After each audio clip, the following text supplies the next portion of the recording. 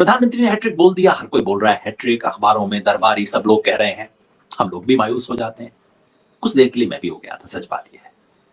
लेकिन फिर मुझे ध्यान आया कि जो साइकोलॉजिकल वॉरफेयर होता है ना, वो एग्जैक्टली ऐसे ही किया जाता है।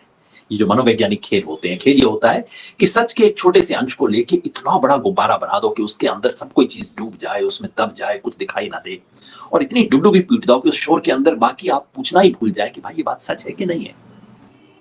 तो मैंने सोचा इस साइकोलॉजिकल वॉरफेयर से खुद बचने के लिए और आप सबको बचाने के लिए कुछ आंकड़े देखें, सच्चाई देखें। तो 4 कदम में हम देखते हैं इस हैट्रिक के मिथक की सच्चाई। पहला कदम, सिर्फ सीटें मत देखिए, वोट के आंकड़े देखिए। इलेक्शन कमीशन की वेबसाइट पे जाइए और वेबसाइट पे आपको हर राज्य की सीटों के आंकड़ों के साथ इलेक्शन कमीशन ने वोट भी देखे। अब एक एक करके हर राज्य को देखिए क्या स्थिति है। जो सीटों में फासला नजर आता है वो दरअसल वोट में है नहीं। शुरू कीजिए राजस्थान से। राजस्थान का अगर हम वोट शेयर देखते हैं तो बीजेपी को 41.7% और कांग्रेस को 39.6, मतलब सिर्फ 2% का फासला है। और अगर इसमें आप सीपीएम और बीएपी के वोट जोड़ दें तो 2% भी खत्म हो जाएगा। छत्तीसगढ़ में देखें तो बीजेपी को 46.3, कांग्रेस को 42, मतलब 4% का फासला है। थोड़ा सा ज्यादा है, लेकिन याद कीजिए कांग्रेस भी 42% पे है। आगे देखिए आप दूसरा राज्य तेलंगाना देख लीजिए, मध्य प्रदेश में फासला पड़ा है, इसमें कोई शक नहीं, 8.6% का फासला है, लेकिन फिर भी कांग्रेस को 40% वोट है। 100 में से 40 लोगों ने कांग्रेस को वोट दिया है। और फिर तेलंगाना में जोड़िए, कांग्रेस को 39 और बीजेपी को सिर्फ 14% वोट है। बीच में बीआरएस को 37% वोट है। अब ऐसा कीजिए, इन चारों आंकड़ों को जोड़ दीजिए, टोटल वोट ध्यान से देखिएगा आंकड़ा, कुल मिला के 11-12 करोड़ वोट डले इन चारों राज्यों में।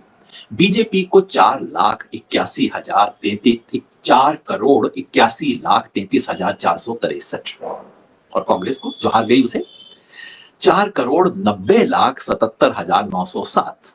ध्यान से देखिए, जिसके नाम की डुगडुगी पिट रही है उसको कम वोट मिले और जिसे हारा हुआ बताया जा रहा है उसे ज्यादा वोट मिल रहे हैं। दोबारा एक बार ये आंकड़ा देख लीजिए, कांग्रेस कोई 9.5 लाख वोट से आगे है, बीजेपी से पीछे नहीं है, आगे है। तो पहला सबक, कुल मिला के कांग्रेस ज्यादा भारी है। ये देखिए 9.5 लाख का फर्क है। तो पहला सबक ये है कि बीजेपी नहीं, कांग्रेस भारी रही है।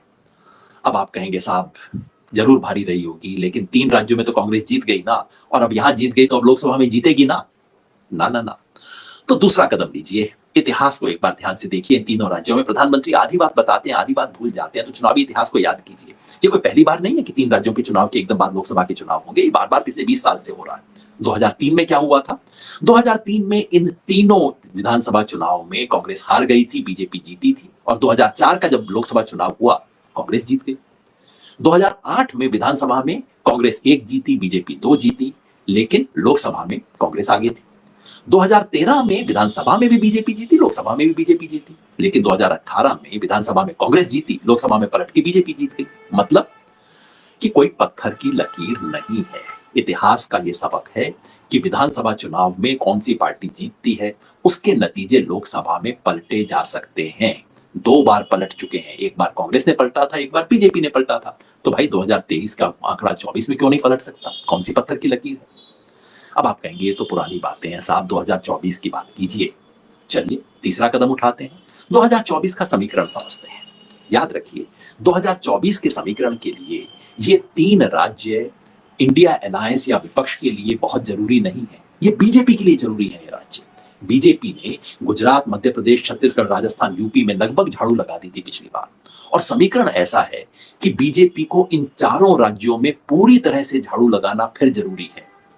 और विपक्ष की जो उम्मीद है, अगर कोई समीकरण है कि विपक्ष कैसे हरा सकता है, वो इन 3 राज्यों पर कभी भी निर्भर नहीं था। किसी ने नहीं सोचा था कि भाई गुजरात में, राजस्थान में, छत्तीसगढ़ के अंदर बदला जा सकता है।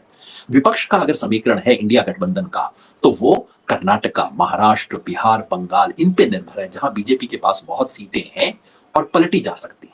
मतलब कि इन 3 राज्यों पर इंडिया गठबंधन निर्भर नहीं है। ये बीजेपी के लिए जरूरी है, कांग्रेस के लिए या इंडिया गठबंधन के समीकरण 2024 जीतने के लिए ये राज्य बहुत क्रिटिकल थे ही नहीं। मगर आप कहेंगे चलिए बीजेपी तो कम से कम, ये बीजेपी की मजबूरी है, इंडिया की नहीं है मजबूरी। आप कहेंगे चलिए साहब ना मजबूरी हो, लेकिन कम से कम देखिए बीजेपी यहां तो जीत गई ना, इन 3 में तो बीजेपी ने झाड़ू लगा दी। ना ना ना ना। चौथा कदम लीजिए और एग्जैक्टली देखिए कि क्या बीजेपी ने झाड़ू लगाई कि नहीं लगाई। और इसके लिए मैंने एक सिंपल सा गणित किया। मैंने क्या किया कि हर विधानसभा चुनाव में कल बीजेपी को जो वोट आया, कांग्रेस को जो वोट आया, उसको लोकसभा के हिसाब से जोड़ दिया। राजस्थान में हर लोकसभा क्षेत्र में 8 विधानसभा क्षेत्र होते हैं, तो उस 8 को जोड़ दीजिए।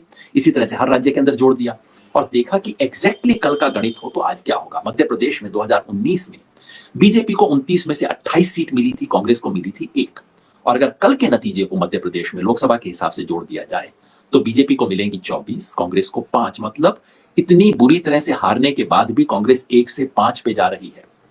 आप छत्तीसगढ़ को देखिए, दूसरा आंकड़ा छत्तीसगढ़ में जहां 11 सीट थी, बीजेपी को पिछली बार मिली थी 9, कांग्रेस को 2। और अगर कल वाला आंकड़ा दोहरा दिया जाए तो कांग्रेस की 2 से 3 हो जाएंगी, बीजेपी की 9 से 8। मतलब यहां भी कांग्रेस को 1 सीट का फायदा हुआ। राजस्थान में और भी बड़ा फर्क है, उसे ध्यान से देखिएगा। 24 में से 25 में से पिछली बार कांग्रेस को 0 थी, बीजेपी को 24 और उसके एक सहयोगी को भी मिली थी 1।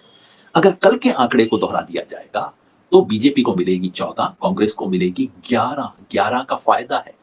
और अब तेलंगाना को देखिए, तेलंगाना में पिछली बार 17 सीट में से कांग्रेस को मिली थी 3, बीजेपी को 4 मिली थी। और कल के हिसाब से बीजेपी को 4 में से 1 भी नहीं मिलेगी, 0 पे आ जाएगी और कांग्रेस 3 में से 9 पे पहुंच जाएगी। तो अब इन 82 सीटों का, जो चारों राज्यों की 82 सीट है, उनको जोड़ के हिसाब देख लीजिए। पिछली बार इनमें से 82 में से 65 सीटें बीजेपी के पास थी, कांग्रेस के पास 6। और कल का चुनाव जिसमें कहा जाता है कांग्रेस हार गई, बीजेपी जीत गई, बल्ले बल्ले बीजेपी ने जश्न मना लिया, अगर ये होता है तो बीजेपी की सीट हो जाएंगी 46 और कांग्रेस की 6 से बढ़ के होती है